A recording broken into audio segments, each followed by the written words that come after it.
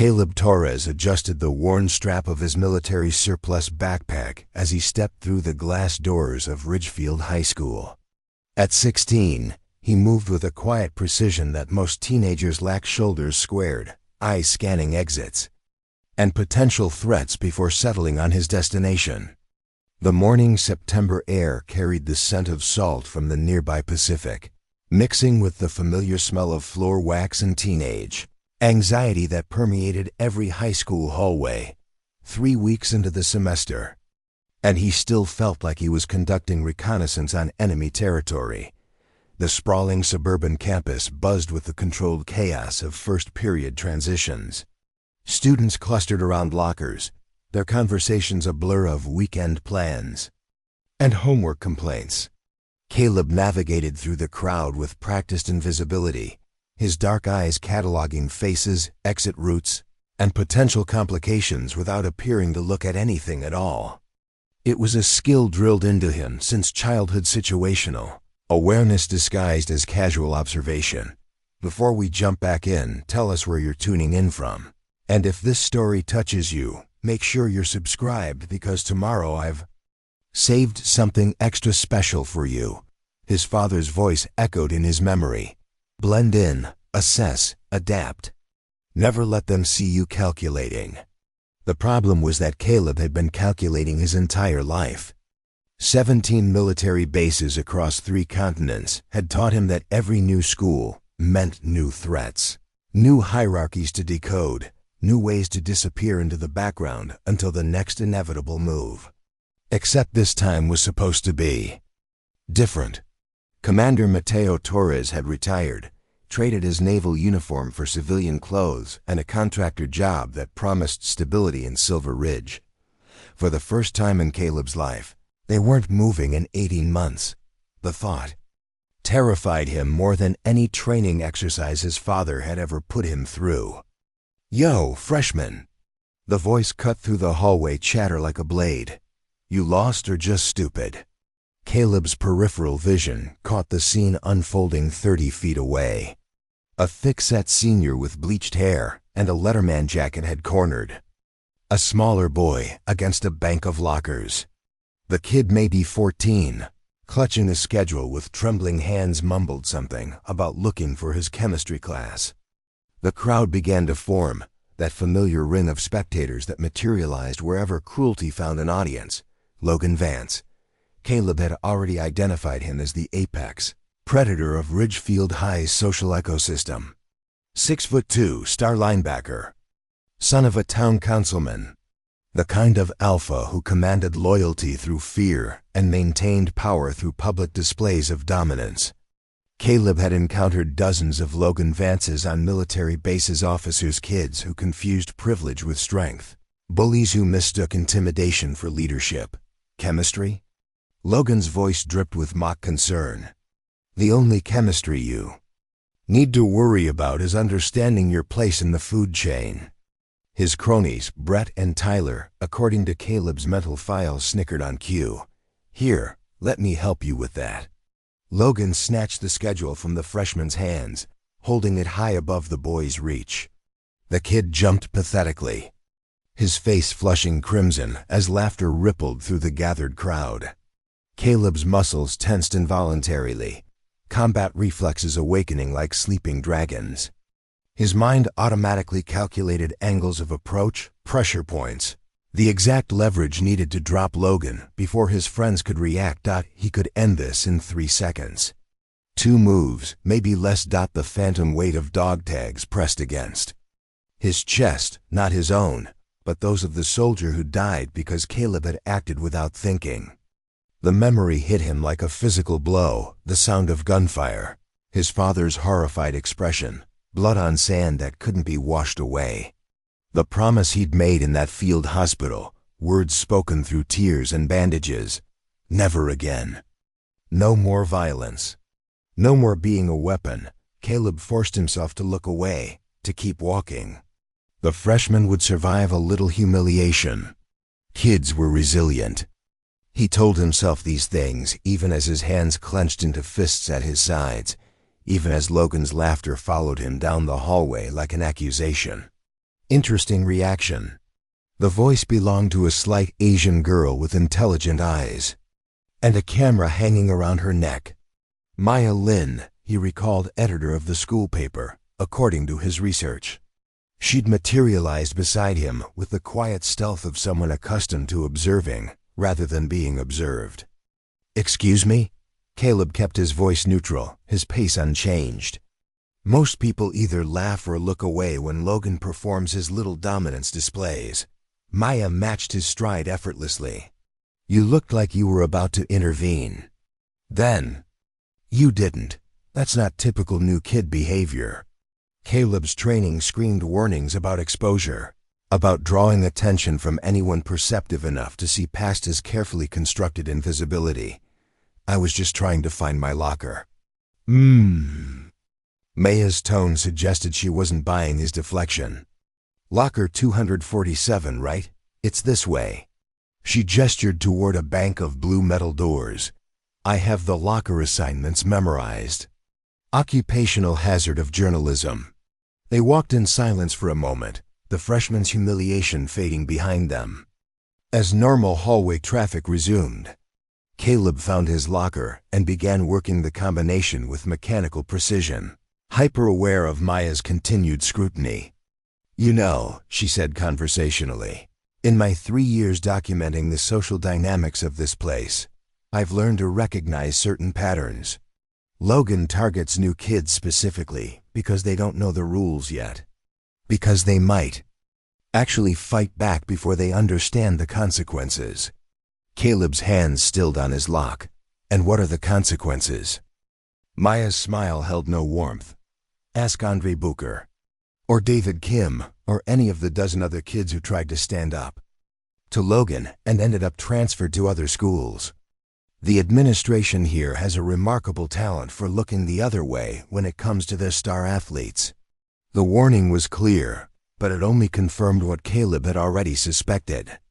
Every military base had its Logan Vances, and they always had protection from above. The difference was that on bases, Caleb's father outranked most of them.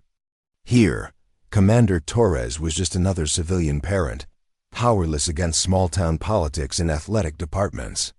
"Thanks for the heads up," Caleb said, finally opening his locker. "Don't mention it." Maya turned to leave, then paused. "Oh. And Caleb? When you decide you've had enough of being invisible, and you will remember that the pen is mightier than the sword. Sometimes the truth is the only weapon that actually wins." She disappeared into the crowd before he could respond, leaving Caleb staring into his empty locker and wondering how a girl he'd never spoken to before had managed to see straight through every defense he'd spent years perfecting. The warning bell echoed through the hallways, and students began their migration toward first period. Caleb grabbed his chemistry textbook and closed his locker, the metal door slamming shut with a finality that felt like a countdown timer starting dot as he walked toward his classroom. He caught sight of the freshman from earlier, Jamie. According to the name tag on his backpack, still holding his crumpled schedule and sporting a fresh bruise on his arm. Their eyes met for just a moment, and Caleb saw something that made his chest tighten with familiar guilt. Hope. The same look he'd seen in too many faces on too many bases, from too many people who thought someone like him would save them. The problem was that Caleb Torres had already tried being a savior once. The dog tags around his neck were a constant reminder of how that story ended. But as Jamie disappeared around the corner, clutching his books like armor against the world, Caleb couldn't shake the feeling that his carefully constructed invisibility was already beginning to crack. The trap was set on Thursday afternoon, 48 hours after Maya Lin had warned Caleb about the price of visibility. Caleb was walking toward the parking lot when Brett Morrison materialized beside his locker, wearing that predatory smile that meant someone was about to have a very bad day. "Hey, transfer boy," Brett said, his tone deceptively casual. "Logan wants to see you." The words weren't a request. Tyler flanked Caleb's other side, cutting off escape routes with the practiced efficiency of someone who'd done this dance many times before. Around them, students hurried through their end-of-day routines, either oblivious to the developing situation or deliberately avoiding eye contact. Caleb recognized the pattern: institutional blindness to systematic cruelty. "What about?" Caleb asked, closing his locker with deliberate calm. "Just wants to welcome you properly to Ridgefield High," Tyler said, cracking his knuckles. "Make sure you understand how things work around here." Caleb's mind automatically cataloged escape routes and threat assessments. 2 opponents, both larger but obviously untrained. Multiple exits, but all led through crowded hallways where innocent students could become collateral damage. His father's tactical training whispered assessments. Brett favors his right side from an old football injury. Tyler telegraphs every movement. Both rely on intimidation over actual skill, but those calculations came weighted with memory blood on desert sand. The sound of gunfire, his father's horrified expression when they'd pulled Caleb away from Private Martinez's body. The promise he'd made in that field hospital felt heavier than any tactical gear he'd ever carried. "Lead the way," Caleb said quietly. They escorted him through the thinning hallways toward the school's rear exit, their conversation peppered with veiled threats disguised as school spirit.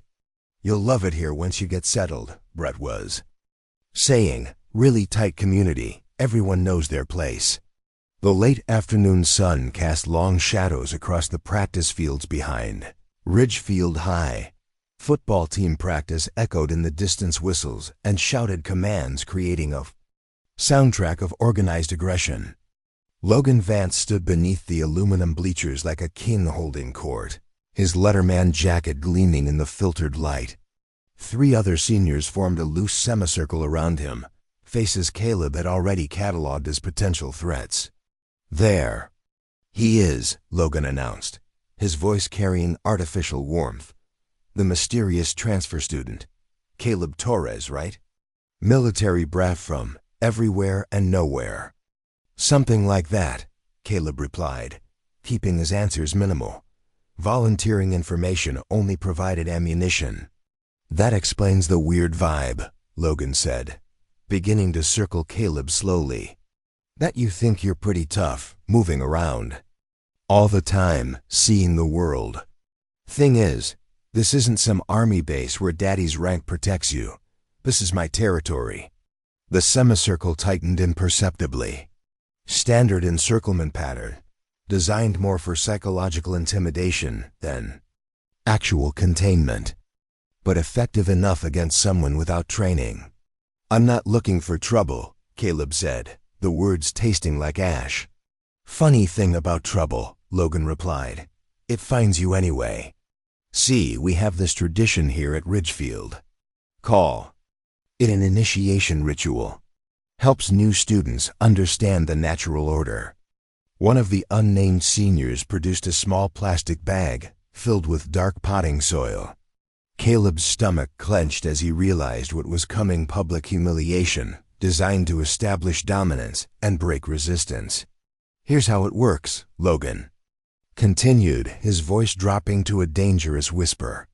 "You're going to eat this dirt while telling everyone here how grateful you are for the opportunity to join our school community. Then you're going to thank me personally for teaching you your place." The silence stretched between them like a loaded weapon. In the distance, normal end-of-school sounds continued: car doors slamming, buses pulling away, the mundane routine of teenagers heading home. No one was paying attention to the shadow beneath the bleachers where Logan's personal justice system held court.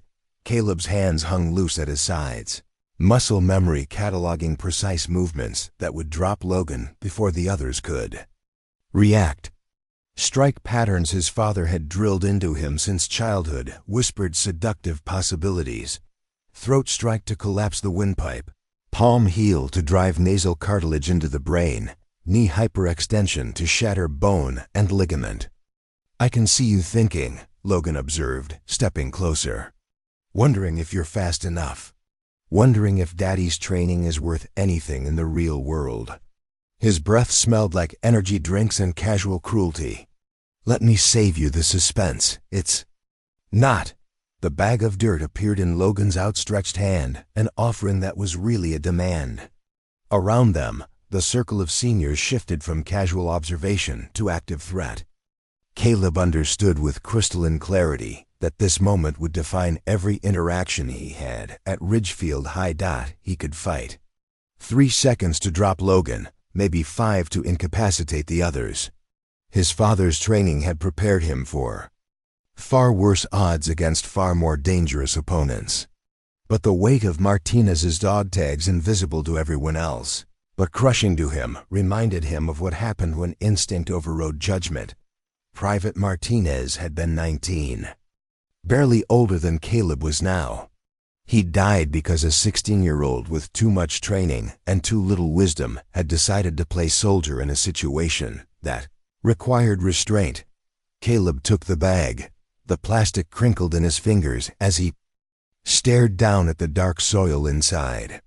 Garden variety potting mix, probably harmless medically but devastating psychologically.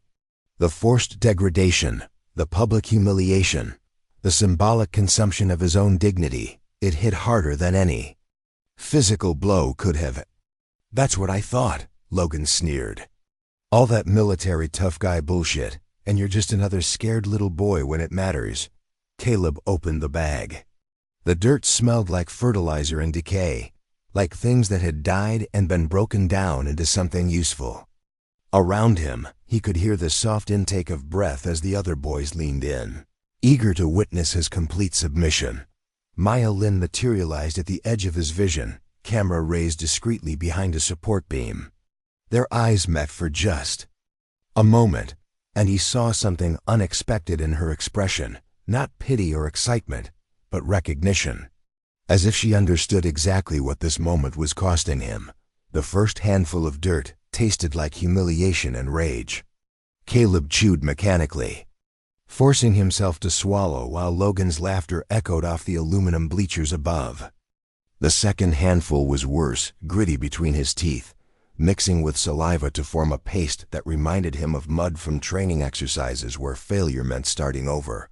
Louder, Logan demanded when Caleb mumbled his forced gratitude.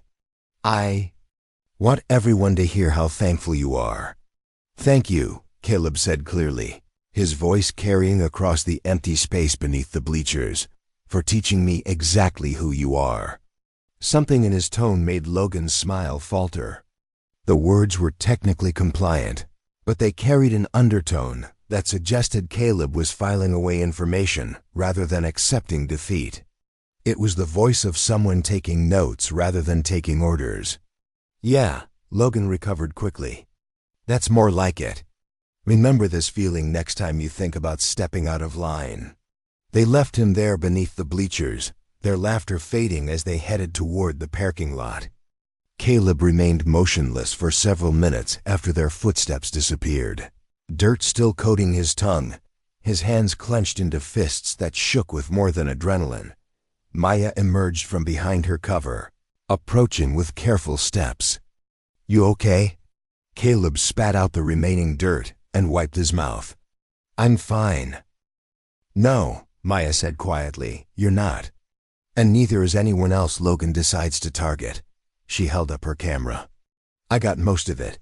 Good enough quality to identify faces, clear audio.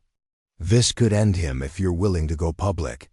Caleb looked at her for a long moment, this slight girl who seemed to see straight through every defense he'd constructed. What makes you think I want to end him? Because I saw your face when he made you eat that dirt, Maya replied. You weren't just humiliated, you were calculating. Like you were memorizing every detail.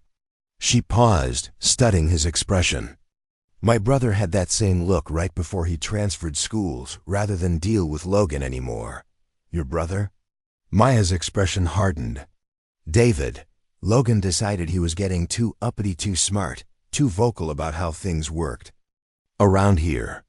So Logan orchestrated a hazing that left David with a concussion and broken ribs. When my parents tried to press charges, half the town rallied around their precious football star.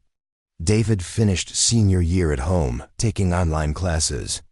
The pieces clicked: Maya's knowledge of Logan's patterns, her interest in documenting his behavior, the camera always ready. She wasn't just a school journalist. She was building a case. Telling and preparing this story took us a lot of time, so if you are enjoying it, subscribe to our channel. It means a lot to us. Now back to the story. "Why tell me this?" Caleb asked. "Because you're different," Maya said simply. "Most of Logan's victims either break or run. But you looked like you were planning something when he humiliated you. Like you were choosing not to fight back rather than being unable to." Her words hit closer to truth than Caleb was comfortable admitting. He had been calculating, memorizing faces and vulnerabilities and tactical advantages. The training his father had drilled into him since childhood didn't just shut off because he'd made a promise to avoid violence. "What do you want from me?" Maya looked toward the parking lot where Logan's crew was piling into an oversized pickup truck, their laughter still audible. "I want you to remember that staying invisible doesn't just protect you. It protects them too. And eventually, someone's going to get hurt worse than a little humiliation." She walked away before he could respond, leaving Caleb alone beneath the bleachers with dirt still coating his tongue and her words settling into his consciousness like seeds in fertile soil. The nightmare came that night, as Caleb had known it would. Stress always triggered the memories: fragments of desert heat and gunfire, the metallic taste of fear mixing with sand blown from distant horizons.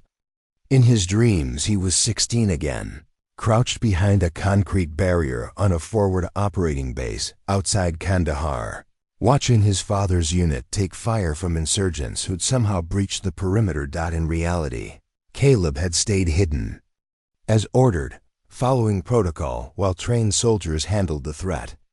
But in the nightmare version that haunted his sleep, he'd broken cover, used his combat training to neutralize the attackers with lethal efficiency. In the dream, Private Martinez lived. In the dream, Caleb was a hero instead of the reason. A 19-year-old soldier had died trying to protect a teenager who thought he could play war. He woke at 3:47 a.m. with dirt still lingering on his tongue, sweat cooling despite the mild California night. Martinez's dog tags around his neck, the ones Caleb had been wearing when the private died, felt heavier in the darkness. Commander Torres was already awake in the kitchen when Caleb padded downstairs, drawn by familiar sounds of coffee brewing and morning preparations. His father moved with the same quiet precision Caleb recognized in himself, each action economical and purposeful. 23 years of naval service didn't just disappear because you hung up the uniform. "Couldn't sleep?" Commander Torres asked without turning around, his tone carefully neutral. He'd learned to read the signs of Caleb's nightmares: the restless movement, barely audible whispers of protest against memories that wouldn't stay buried. "School stress," Caleb deflected, settling into a kitchen chair. The excuse was technically true, though it barely scratched the surface. His father turned, studying Caleb's face with the analytical eye of someone trained to assess troops under pressure. "Want to talk about it?" The question hung between them, loaded with years of careful navigation around subjects neither wanted to examine closely. Caleb's promise to avoid violence, the incident that prompted that promise, the way they'd both constructed their civilian life around pretending the past could be left behind. "Just typical high school politics," Caleb said, which was both true and wildly inadequate. Commander Torres poured 2 cups of coffee, adding cream to Caleb's without being asked. The routine was comforting, a small anchor of normalcy in lives, defined by constant change. "You know," his father said carefully, settling across from him, "when I was your age, I thought strength meant never backing down from a fight. Took me 20 years in the Navy to learn that real strength is knowing when not to fight." The words felt aimed directly at Caleb's current situation, though he couldn't tell if his father suspected something specific or was offering general wisdom. Commander Torres had always been perceptive about reading between the lines. What if not fighting means other people get hurt? Caleb asked before he could stop himself. His father's coffee cup paused halfway to his lips. That's a hell of a question for 7 in the morning. Hypothetically, Caleb added quickly. Hypothetically, Commander Torres repeated slowly, I'd say that's the burden every good soldier carries. The knowledge that your restraint might cost someone else. But the alternative, becoming the kind of person who solves problems with violence, that costs something too. Sometimes everything. The weight of shared memories settled between them. Neither spoke Martinez's name, but his presence filled the kitchen. Caleb had been so sure of himself at 16, so convinced his training made him capable of handling any situation. The reality of what happened when that confidence met real-world consequences had shattered something in both of them. The hypothetical people who might get hurt, Commander Torres continued, they have choices too. They can speak up, find help, make different decisions. You can't carry responsibility for everyone's safety, Caleb. That way lies madness. But even as his father spoke, Caleb could see doubt in his eyes. Commander Torres had spent 2 decades protecting people who couldn't protect themselves. The transition to civilian life hadn't erased those instincts. It had just forced them underground. School that day felt like walking through a minefield. Caleb found himself hyper-aware of every interaction, every glance, every whispered conversation that might relate to his humiliation beneath the bleachers. The story was spreading through usual channels: social media, text messages, the informal gossip network that connected every corner of Ridgefield High. Some students looked at him with pity, others with barely concealed amusement.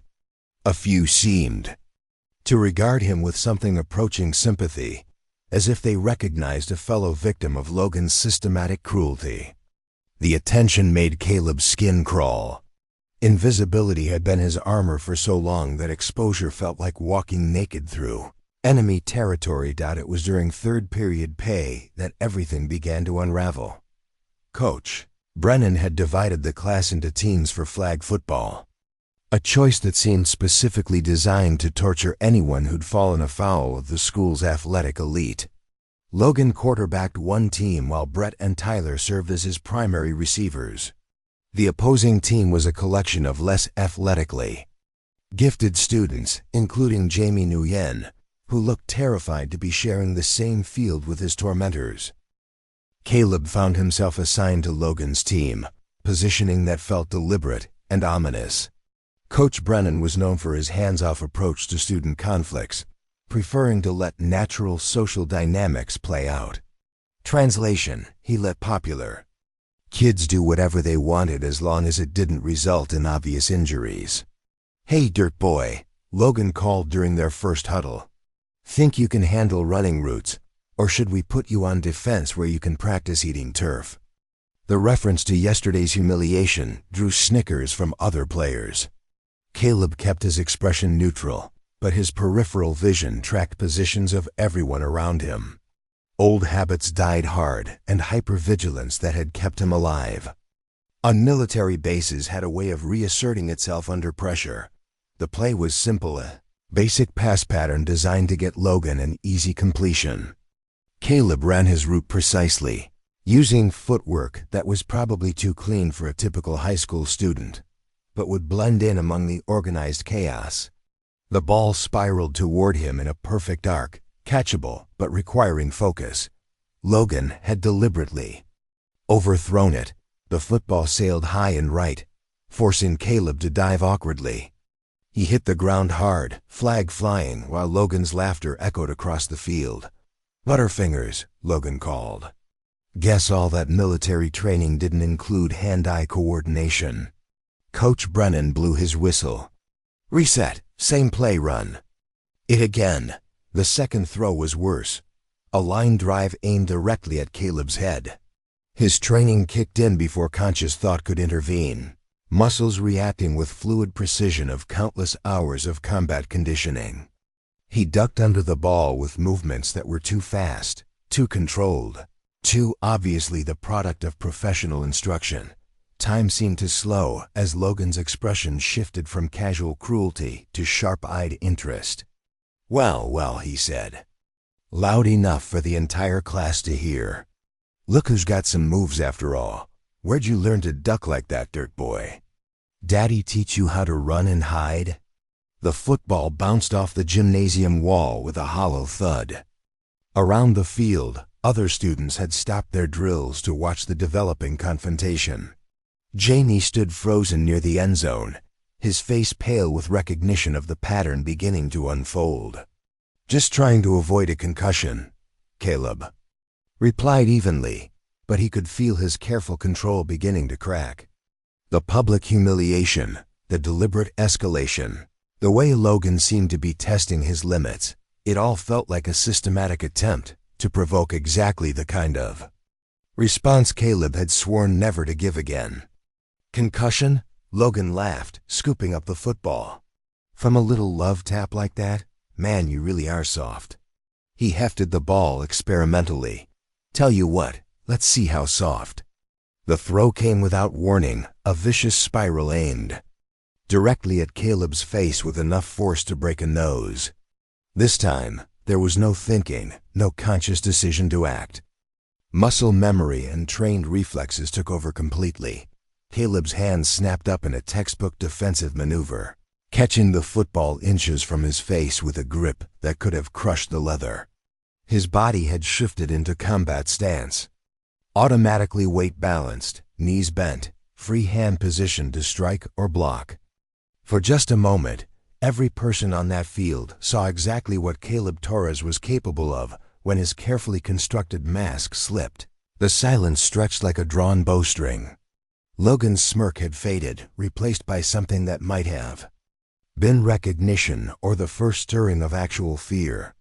Around them, students stared with the fascination of people watching a nature documentary where prey suddenly revealed itself to be predator. Caleb forced himself to straighten, to relax his grip, to push combat conditioning back into dark corners where it belonged. But the damage was done. Logan had gotten exactly what he was fishing for, proof that the quiet transfer student was hiding something dangerous beneath his carefully constructed calm. "Interesting reflexes," Logan said quietly, his voice carrying a new edge. "Very interesting." "Coach." Brennan's whistle cut through the tension. "All right, ladies. Back to your drills." But as the class reluctantly returned to activities, Caleb caught sight of Maya Lynn standing near the gym entrance, camera trained on the field.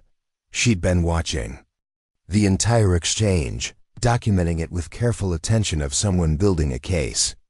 When their eyes met, she gave him the slightest nod, not approval, but acknowledgement. She'd seen him make the choice to restrain himself. She'd also seen Logan's reaction to that restraint, the way the bully's cruelty had shifted into something more calculating and potentially more dangerous.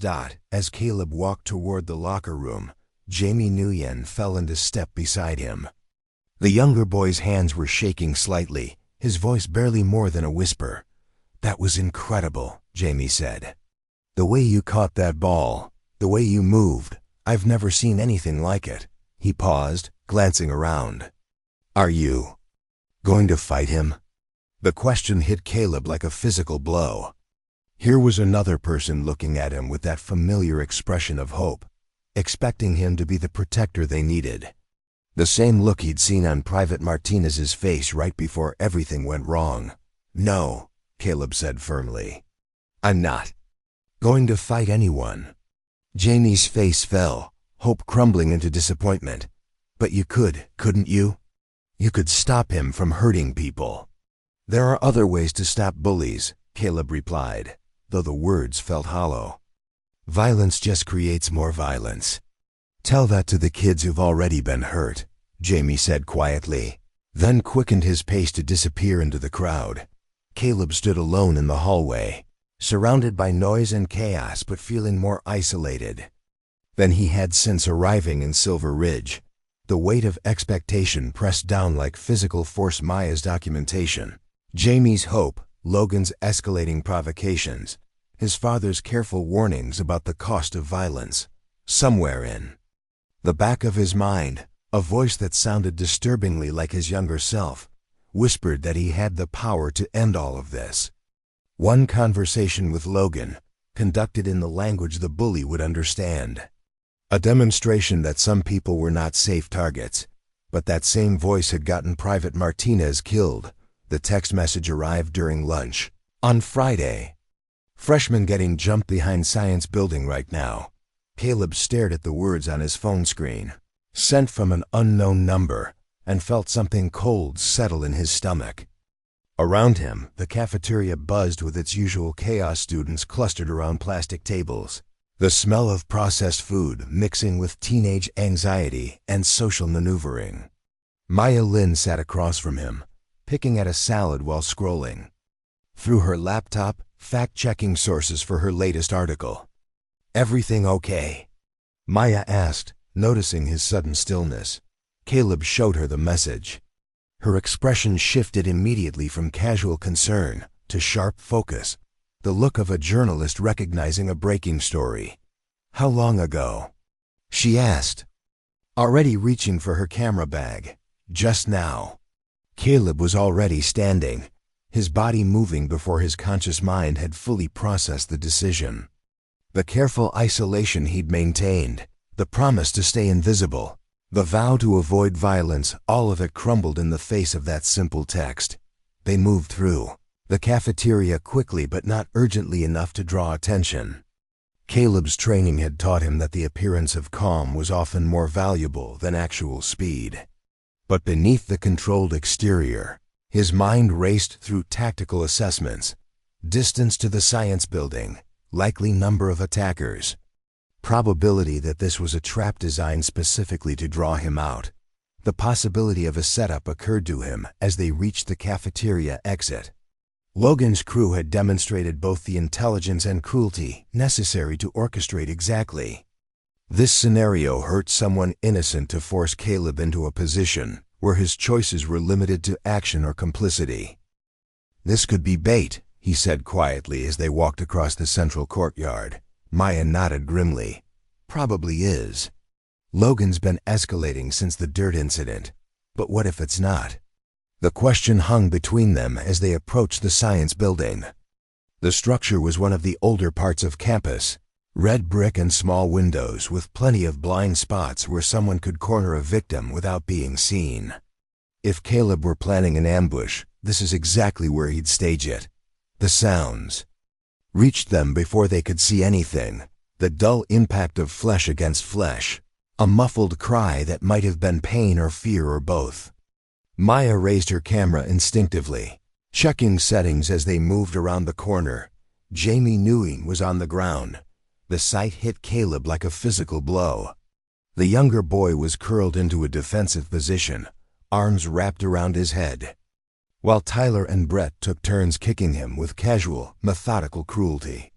Logan stood a few feet away, arms crossed, watching the beating with detached interest of someone conducting a scientific experiment. "That's enough," Logan called after. Tyler landed a particularly vicious kick to Jamie's ribs. "We're not trying to put him in the hospital. Just teaching him about consequences." "Consequences for what?" Tyler asked, slightly out of breath. "For thinking he could be friends with Dirt Boy without permission," Logan replied.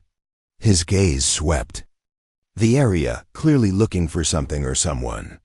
"For believing that having a protector meant he was safe." The words confirmed Caleb's suspicion that this was at least partially a trap. Logan had hurt Jamie specifically to draw Caleb out, to force a confrontation on terms of the bully's choosing. It was tactically sound in a sociopathic way use the target's protective instincts against him, but tactical considerations became irrelevant. The moment Jamie looked up and saw Caleb standing there, the hope that flooded the younger boy's face was devastating in its intensity. Blood trickled from his nose and his left eye was already swelling shut, but his expression lit up like he'd been rescued by cavalry. "Caleb," he gasped, struggling to sit up. "I knew you'd come."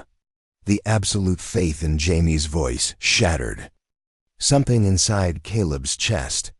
Here was someone who still believed in heroes, who trusted that the right person would always arrive to save the day.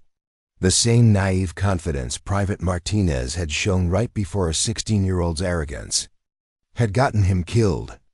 "Well, well," Logan said, turning toward them with theatrical surprise. "Look who decided to join us, right on schedule." Maya's camera clicked rapidly as she documented the scene: Jamie's injuries, the positions of attackers, Logan's smug expression. Evidence that could end Logan's reign if they could survive long enough to use it. "Let him go," Caleb said quietly, stepping forward. "Your problem is with me, not him." "Problem?" Logan laughed. "I don't have a problem, dirt boy. I have a solution." He gestured toward Jamie, who was struggling to stand on shaky legs. "See, you've been giving people the wrong impression around here, making them think you're some kind of guardian angel who's going to save them from the natural order." Tyler cracked his knuckles with obvious relish. "We're just correcting that misunderstanding. Here's how this works," Logan continued, his voice dropping to that dangerous whisper Caleb had heard beneath the bleachers. "You're going to apologize to me, in front of witnesses, for disrupting the social balance of this school. Then you're going to promise to mind your own business from now on. And if I don't?" Logan's smile was all teeth and malice. "Then Jamie here learns what happens to people who trust the wrong protectors. Brett, show him what we're talking about." Brett stepped toward Jamie with casual menace, drawing back his fist in obvious threat. The younger boy flinched backward, lost his footing, and fell hard against the brick wall of the science building. The sound of his head striking masonry was sickeningly loud. That was the moment Caleb's careful control finally snapped out everything his father had taught him about tactical assessment and measured. Response evaporated in a surge of protective rage that felt like fire in his veins. The promise he'd made in that field hospital, the weight of Martinez's dog tags around his neck, the careful construction of his civilian identity, all of it became secondary to the simple primal need to protect someone who couldn't protect himself. "Get away from him," Caleb said, and his voice carried an edge that made everyone in the courtyard freeze. Something in his tone, in his posture, in the way he'd shifted from passive observer to active threat, cut through Logan's manufactured confidence like a blade.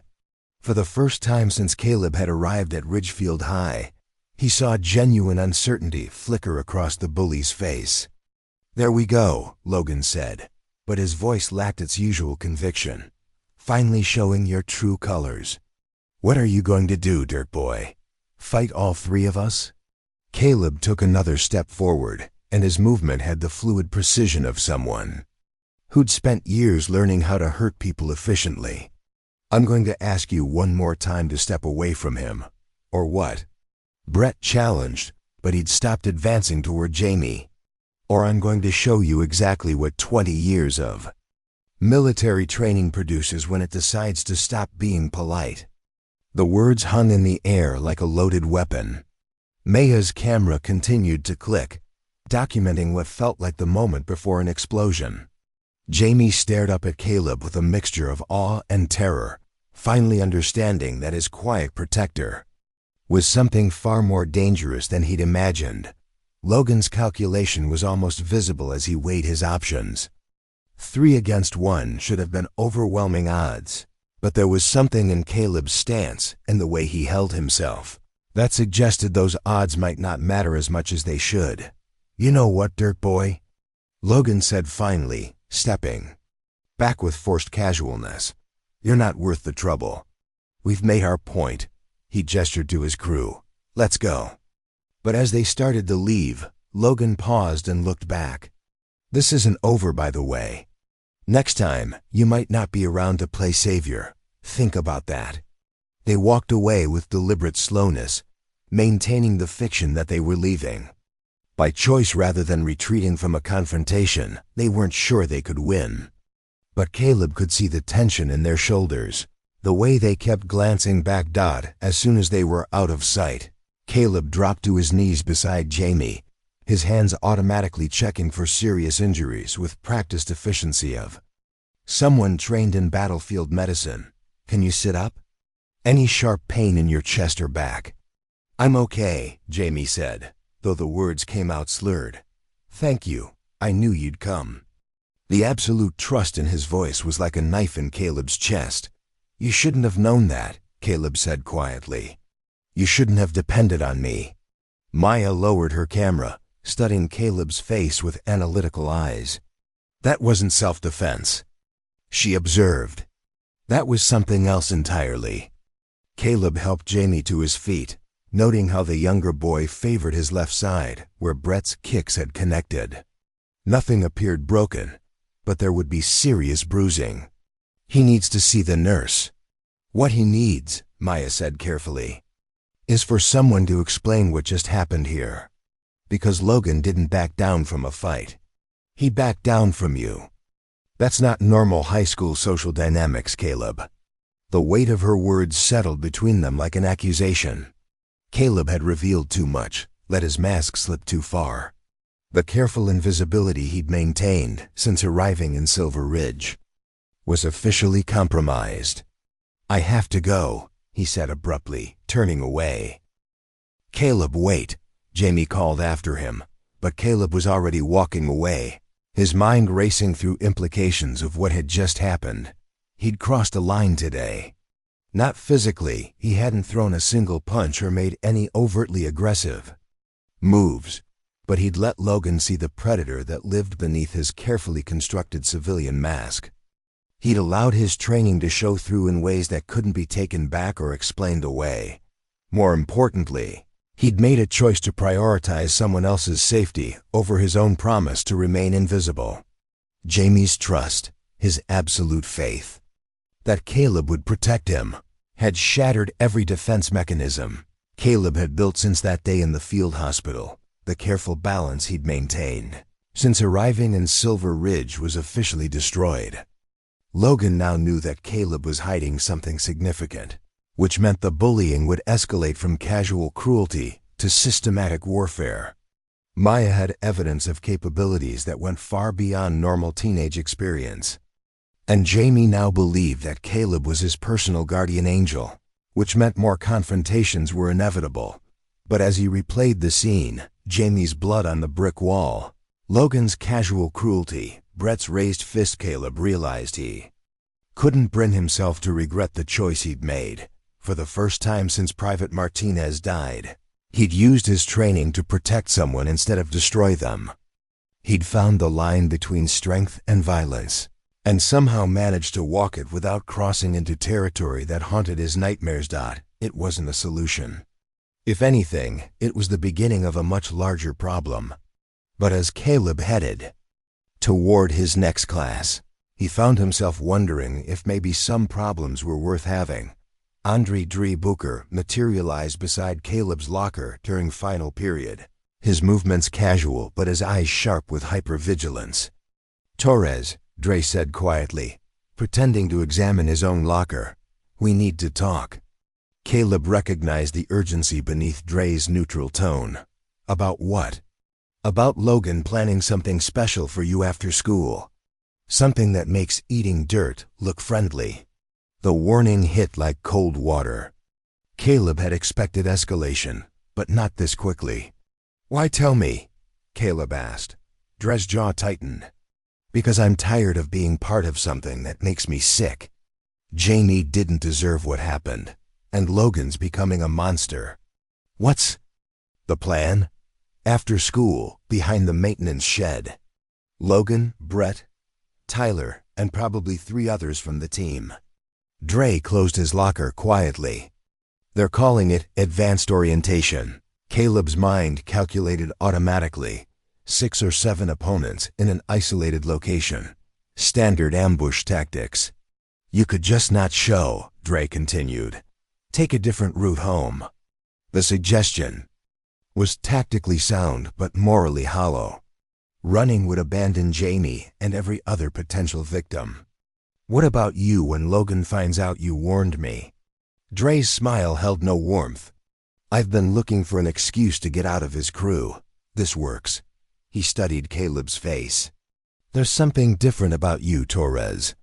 That wasn't luck with Jamie, that was training. My father was military, Caleb said carefully. Right, well, whatever that means, you'll need all of it this afternoon. That evening, Caleb found himself in the garage, working through combat sequences for the first time since his promise. His movements were fluid and precise, striking patterns designed to incapacitate defensive maneuvers for multiple attackers. You're preparing for war. Commander Torres stood in the doorway, his expression unreadable. Caleb froze. It's not what it looks like. It looks like my son is getting ready to hurt people. The question is whether it's the right people, for the right reasons. There are kids who need help. I'm the only one who can provide it. By fighting? By being strong enough. That fighting isn't necessary. Caleb's hands remained clenched. You taught me the best way to avoid violence is being obviously capable of it. Commander Torres studied his son. I also taught you that violence has consequences. That once you cross certain lines, you never go back. Martinez, Caleb said. Quietly, Martinez. A good soldier who died, because I failed to teach you the difference between capability and wisdom. The words hit harder than any blow, so what do? Let Logan hurt people because I'm afraid of making another mistake. Commander Torres moved to the equipment rack. You remember what I taught you about mission parameters? Clear objectives, minimal force, acceptable risk, and always an exit strategy. You're giving me permission to fight? I'm giving you permission to protect. There's a difference. If you can't see it clearly, you're not ready. What if I lose control? Commander Torres faced his son directly. Then you'll learn the same lesson. Our training doesn't make us monsters, son. Our choices do. Tomorrow you get to choose who you want to be. The maintenance shed sat at Ridgefield High's edge like a forgotten monument, surrounded by chain link and overgrown ivy. Perfect isolation for Logan's serious educational sessions. Caleb arrived early for reconnaissance. The area was enclosed on 3 sides, natural arena, limited escapes. Logan had chosen well. Maya Lin was already concealed behind a dumpster. Camera positioned. You came. Someone has to. Dre warned you could run. Would you? Maya considered seriously. No, but I'd make sure the story got told properly. Logan's crew arrived on schedule, 6 of them, voices carrying with predator confidence.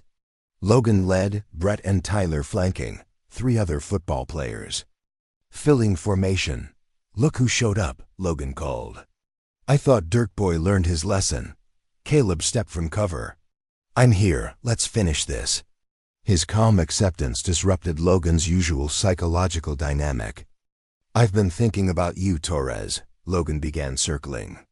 Military brat, never belonging anywhere, must be lonely. You have no idea what lonely looks like, Caleb replied quietly. Something in his tone made the circling predators pause. Tough guy act won't save you, Brett interjected. 6 against 1. Good thing I'm not trying to be a hero, Caleb said, his body shifting imperceptibly to ready. Just trying to be done. With you, Tyler rushed first, straightforward aggression. Caleb's response was textbook. Sidestep using momentum, controlled solar plexus strike. Tyler dropped gasping. What the hell? Brett started. I warned you to stay away from Jamie, Caleb said, voice carrying calm certainty. You chose not to listen. Logan's expression shifted from confidence to sharp analysis. All of you, now. The coordinated attack came like a football play. But Caleb's father had trained him for exactly this. Brett went down to a joint lock. Another sprawled from a leg sweep. The 4th discovered grabbing Caleb was like wrestling smoke. Within 30 seconds, 4 were down, none seriously injured, but thoroughly convinced fighting was a terrible idea. Logan stood alone, confidence replaced by fear. What are you? Someone trained to end lives. Caleb stepped closer. Someone who chose not to. You can't. I can.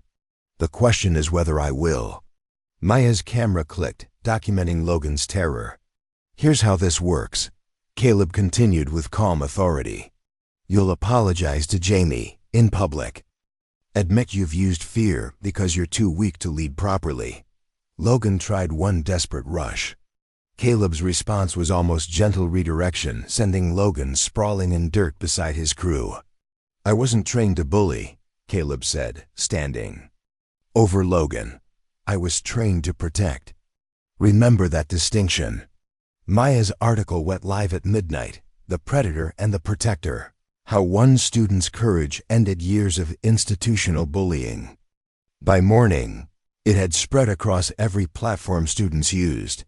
Caleb was summoned to Principal Runner's office before first period, walking through hallways that felt fundamentally different. Students stared with awe, curiosity, fear, but not the deliberate blindness that had characterized responses to Logan's victims. Principal Renner sat behind his desk like a bureaucrat preparing for war, flanked by Assistant Principal Morrison and legal counsel. Mr. Torres, we need to discuss yesterday's incident. What incident? Caleb settled with deliberate calm. Don't play games. We have video of you assaulting students. I have video of me defending against 6 attackers. That doesn't usually qualify as victim assault. Legal counsel whispered urgently, Renner's confidence flickering. Violence occurred on school grounds. We have zero tolerance. Where was zero tolerance when Logan forced students to eat dirt? When Jamie was kicked? When dozens were systematically terrorized? The questions hung like accusations, highlighting selective enforcement. Those are separate issues, Renner said weakly. No, same issue. You created an environment where predators flourished. Yesterday was consequence. The door opened. Commander Torres entered wearing dress blues that announced his background. Gentlemen, I understand you have concerns about my son. Renner straightened, recognizing the power shift. Commander Torres, we're hoping to resolve this quietly. Quietly. Like you resolved Vance's behavior. Protected systematically terrorized students? We had no knowledge, bull. Torres's tone cut through deflection. You had documentation for months. Parent complaints. Transfer students leaving. You had revenue-generating football and chose protecting that over children. Legal counsel whispered frantically as Renner's face cycled through panic. What do you want? Systemic change. Policies protecting vulnerable students over privileged athletes. Accountability for administrators who allowed this to fester. Formal apologies to every victim. If we refuse? Torres's smile held no warmth. My son's story becomes national news. Military child uses restraint to end institutional bullying, administrators ignored. Cable news loves human interest stories. The threat was delivered with calm certainty. Renner looked like a man watching his career evaporate. We'll need time to review policies. End of week. After that, this becomes a larger conversation with significantly more authority than a high school principal. Logan returned Monday walking alone. The change was immediately apparent. No retinue, no admirers. Brett and Tyler were absent. Other players had distanced themselves. Caleb watched Logan's isolated journey with something approaching sympathy. Stripped of manufactured authority and fear-based loyalty, Logan looked smaller, more like a 17-year-old boy than predatory force. The confrontation came during lunch when Logan approached Caleb's table with hesitant steps. Torres.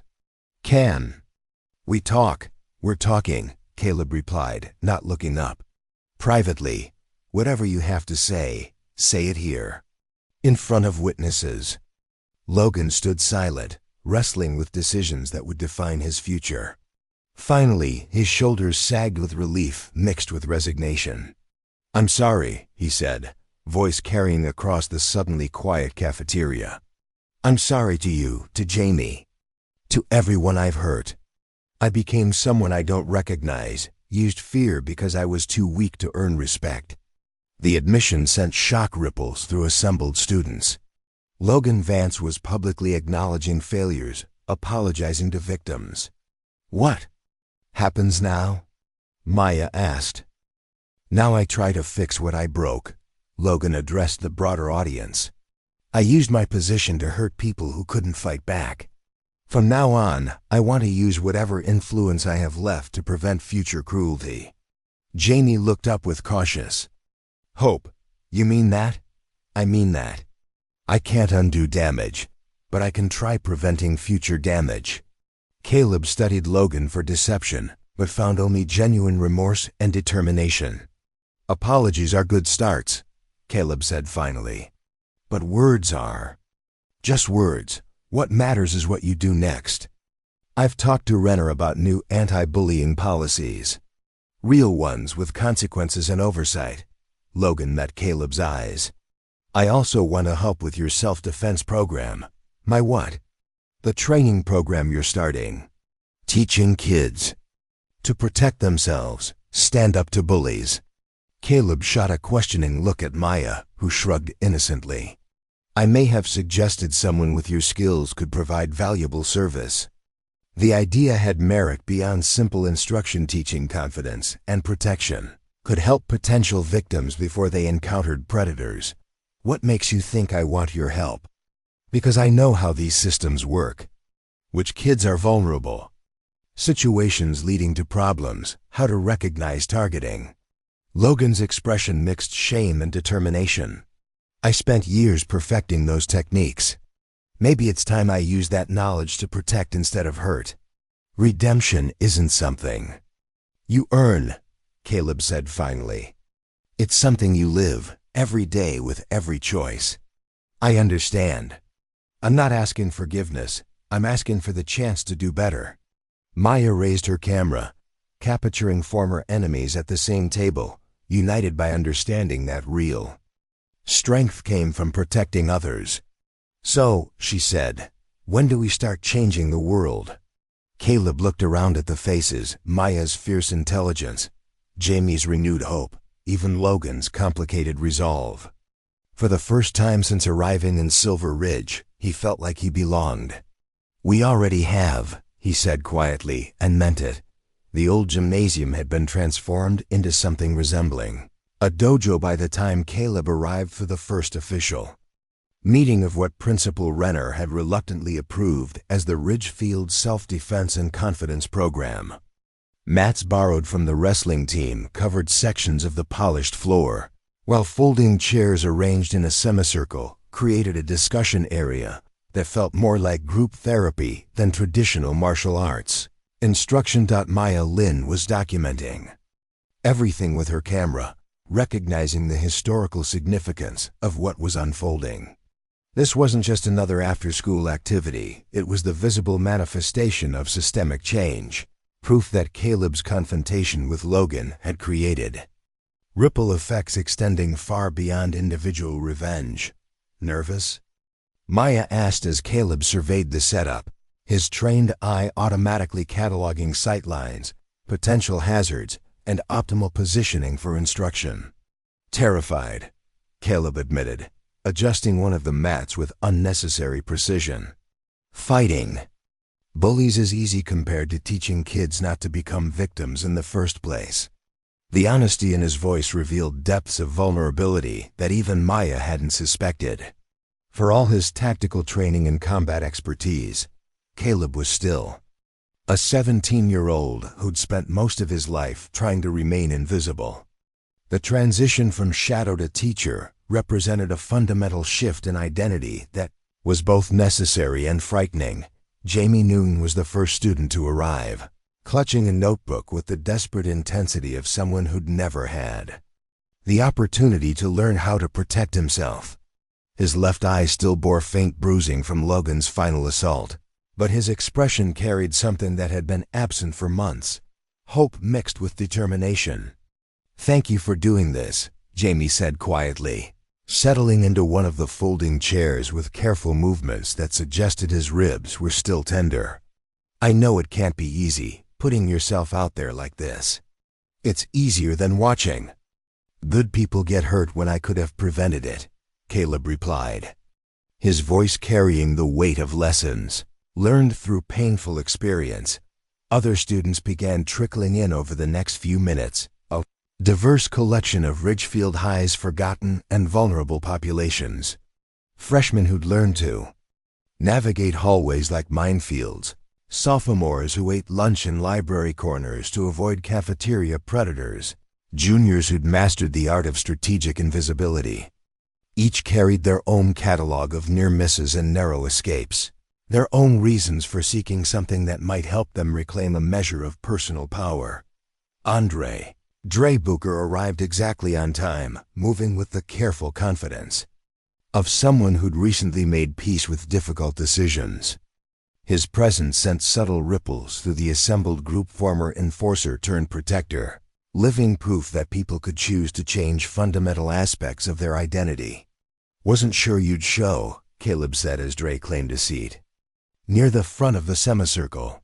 Told you I was looking for ways to make amends, Dre replied. Figured helping kids avoid becoming victims might be a good place to start. The last person to enter was Logan Vance himself, moving with the hesitant steps of someone entering territory where his presence might not be welcome. The assembled students tracked his movement with expressions ranging from suspicion to outright hostility, but Caleb gestured for everyone to remain seated. Before we start, Caleb said, addressing the group as a whole, I want to be clear about what this program is and isn't. We're not here to create fighters or teach people to solve problems with violence. We're here to build confidence, teach situational awareness, and provide practical skills for de-escalating conflicts before they turn dangerous. He paused, his gaze moving from face to face, making eye contact with each participant in turn. Most importantly, we're here to learn that real strength comes from protecting others, not dominating them. That's a lesson some of us learned the hard way. The pointed reference to Logan's transformation drew uncomfortable shifting from several students, but also nods of acknowledgement from those who'd witnessed the former bully's public apology and apparent commitment to change. Logan, Caleb continued, has asked to participate in this program, not as a leader or instructor, but as someone learning alongside everyone else. If anyone has serious objections to his presence, speak up now. The silence stretched for several long moments before Jamie Nguyen, of all people, broke it. If he's really trying to change, Jamie said quietly, then maybe we should give him the chance. Everyone deserves the opportunity to become better than they were. The forgiveness in Jamie's voice, coming from Logan's most recent victim, seemed to settle something for the rest of the group. Grudging acceptance replaced active hostility, though trust would clearly take time to develop. All right then, Caleb said, moving to the center of the mat area. Let's start with the basics. Self-defense isn't about learning fancy moves or becoming a martial arts expert. It's about awareness, confidence, and understanding that you have options even in situations that feel hopeless. For the next hour, Caleb guided the group through exercises that had nothing to do with combat techniques and everything to do with psychological preparation. Situational awareness drills that taught students to read body language and identify potential threats before they escalated. Breathing techniques borrowed from his father's military training to manage fear and maintain clear thinking under pressure. Simple vocal exercises designed to project confidence and deter predators looking for easy targets. The goal, Caleb explained as they practiced basic assertiveness postures, isn't to become someone who looks for fights. It's to become someone that fights tend to avoid. Logan participated in every exercise with obvious discomfort, but genuine effort, his presence serving as living proof that the predator-prey dynamic could be disrupted and transformed. When paired with Jamie for a confidence-building exercise, the former bully's careful restraint and obvious respect for his former victim became a powerful teaching moment about redemption and second chances.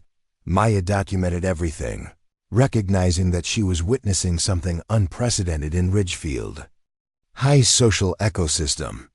The rigid hierarchies that had defined student interactions for years were being systematically dismantled and rebuilt around principles of mutual respect and collective protection.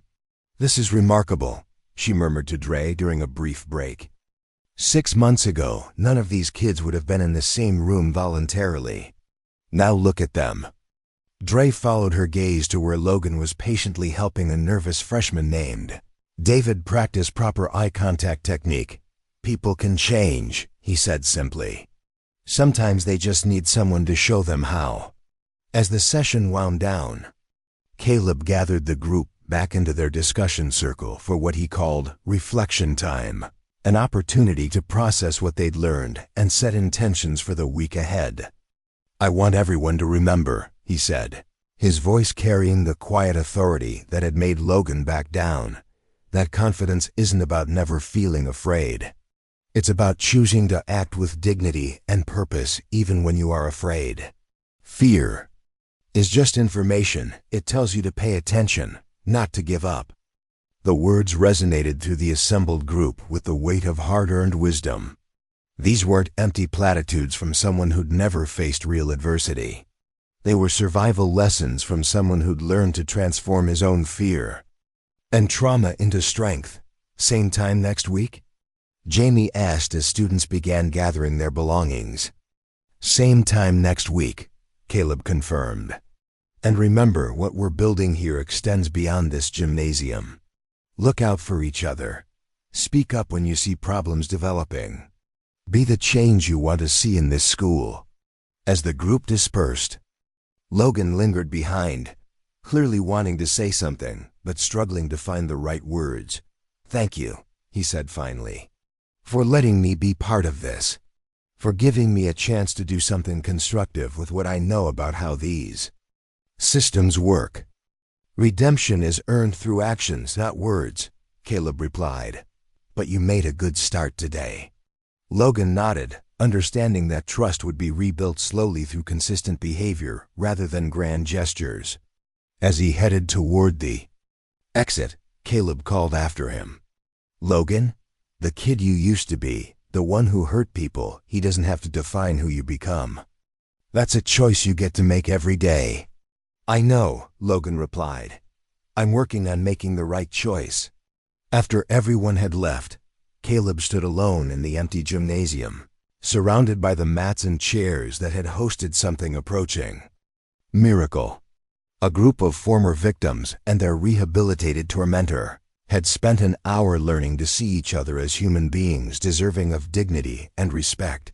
Maya emerged from behind her camera setup, approaching with the thoughtful expression she wore when processing something significant. "You realize what you've accomplished here, don't you?" she said. "You didn't just stop a bully. You created a model for how institutional change actually happens. From the ground up, person by person, choice by choice." Caleb considered her words, while helping fold the chairs they'd borrowed from storage. "I just tried to find a way to use my training for something constructive instead of destructive." "It's more than that," Maya insisted. "You showed everyone, victims, bystanders, even the perpetrators, that they had power to change their circumstances. That's not just self-defense training. That's civic education."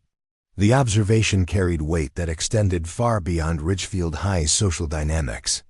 What had begun as one teenager's attempt to protect a vulnerable classmate had evolved into something resembling a grassroots movement for systemic reform. "Think it'll last?" Caleb asked. "After I graduate? After the novelty wears off?" "Look at Jamie," Maya replied, gesturing toward the gymnasium doors where their young friend had exited with noticeably improved posture and confidence. "Look at Logan. Look at Dre. You didn't just teach them techniques, you showed them who they could choose to become. That kind of change has staying power."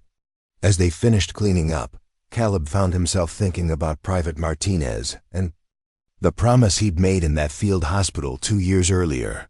He'd sworn never to use violence again. But perhaps the real lesson wasn't about avoiding his training. It was about finding ways to use it that honored life rather than ending The dog tags around his neck felt different now, less like weights of guilt and more like reminders of responsibility. Martinez had died protecting someone who'd thought strength meant domination. But true strength, Caleb was learning, meant teaching others to protect themselves and each other. 6 months later, Ridgefield High had become almost unrecognizable. Transformation wasn't immediately obvious to casual observers. The same brick buildings, the same crowded hallways, the same administrative offices where bureaucratic battles were fought with paperwork and policy manuals. But anyone who'd experienced the school's previous culture of systematic intimidation could feel the difference in the air, like a change in atmospheric pressure. Caleb Torres walked through those hallways now with the quiet confidence of someone who'd found his place in the world. No longer the invisible transfer student trying to avoid attention, but not quite the reluctant hero either. He'd settled into something more sustainable, a protector who led by example rather than intervention. Someone who'd learned to use his unique background to build others up rather than tear threats down. The self-defense and confidence program had evolved beyond its humble beginnings in the old gymnasium. What started as a weekly gathering of former victims and reformed bullies had grown into an officially recognized program with funding from the school board and endorsement from the state education department. Maya's documentation of the program's success had caught the attention of administrators in other districts dealing with similar problems, turning Ridgefield High into an unlikely model for institutional reform. Torres, Principal Renner, called out as Caleb passed the administrative offices.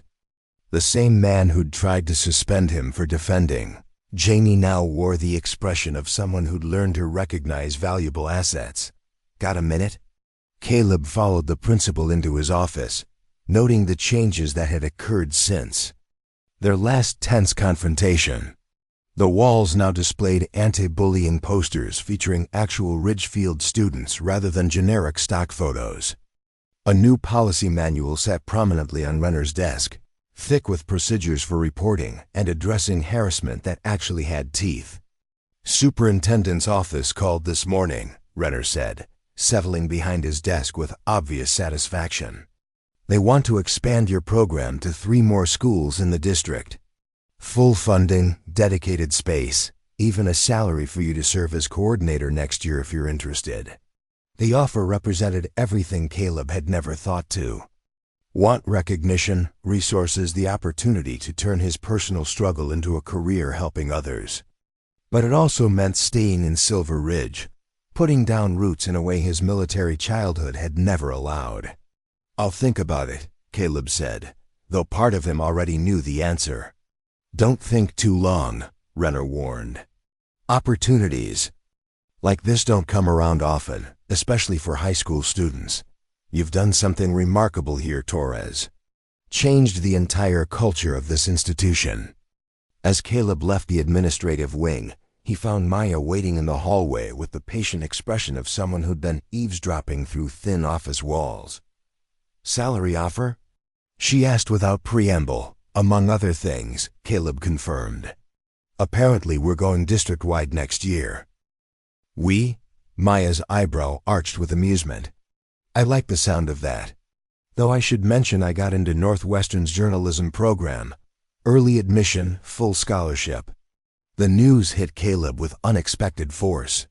Maya had been his closest ally since arriving in Silver Ridge, the person who'd seen through his careful construction of normalcy and helped him find ways to use his background constructively. The thought of continuing this work without her analytical mind and documentation skills felt like losing an essential piece of himself. "That's incredible," he said, meaning it despite the personal cost. "You deserve everything good that comes your way." "I haven't said yes yet," Maya replied carefully. "There are things here worth staying for. Stories still being written that need the right person to tell them." The weight of unspoken possibilities hung between them: professional partnerships, personal connections, the chance to build something lasting together rather than apart. But Caleb had learned enough about sacrifice and responsibility to understand that some decisions couldn't be made based on what was easy or comfortable. "You should go," he said finally. "This place will be fine. You've got bigger stories to tell than small-town high school reform." Maya studied his face with the analytical intensity that had made her such an effective journalist. "What about you? Ready to be a professional do-gooder?" Before Caleb could answer, they were interrupted by the arrival of Jamie Nguyen, who approached.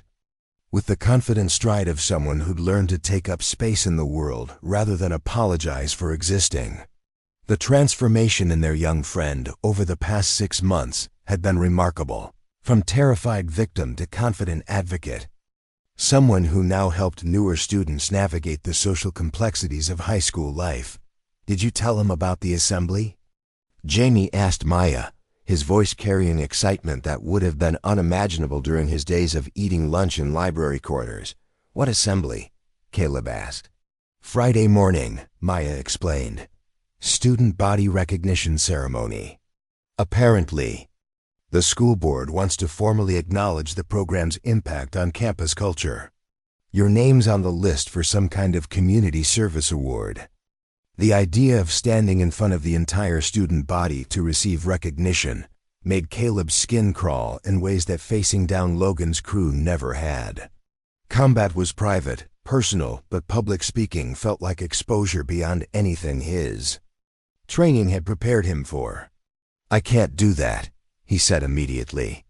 "Stand up there. Take credit for something that was a group effort. You're not taking credit."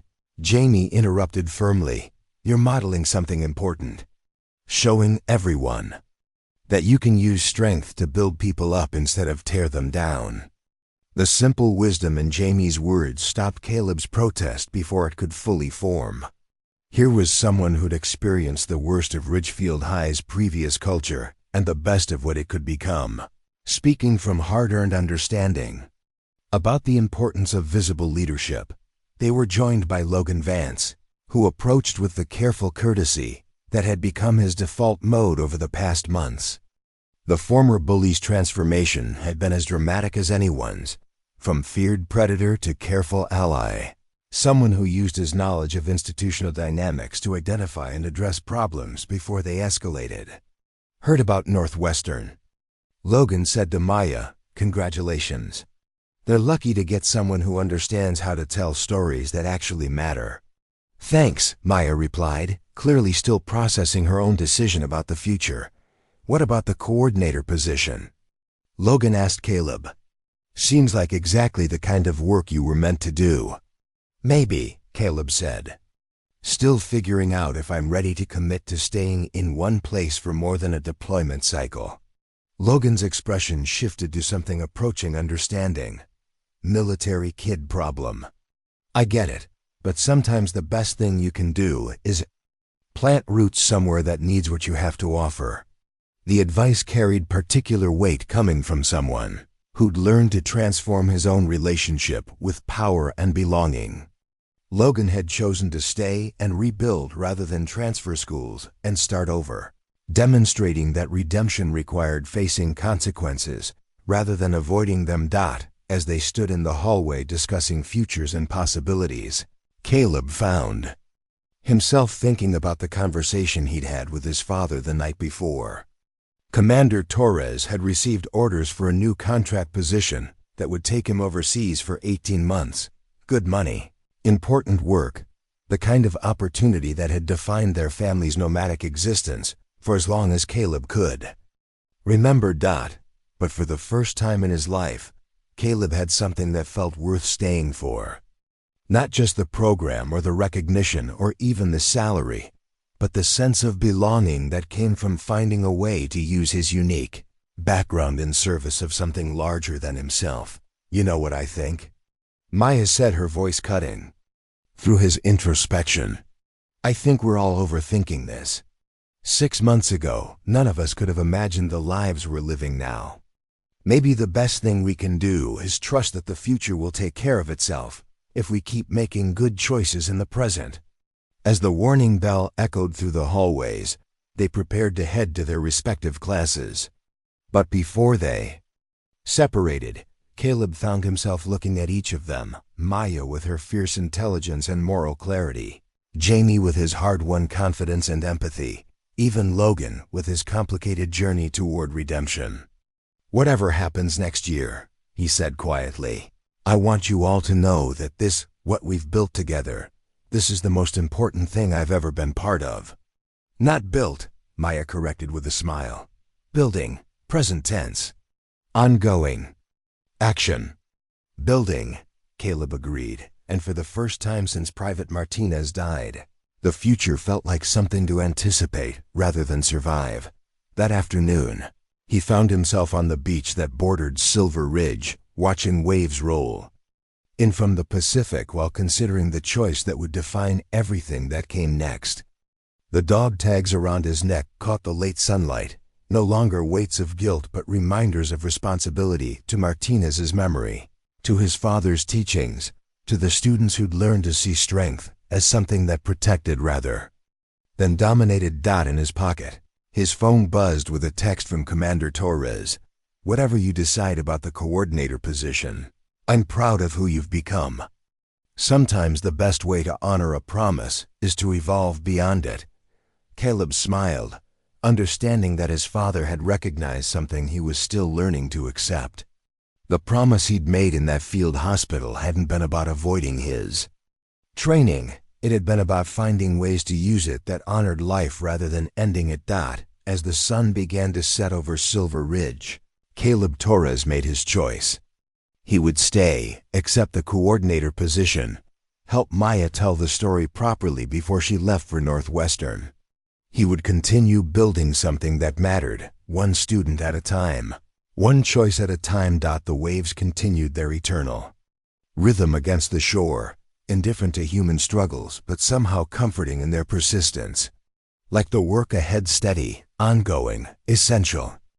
Building peace one person at a time, using strength to lift others up rather than tear them down.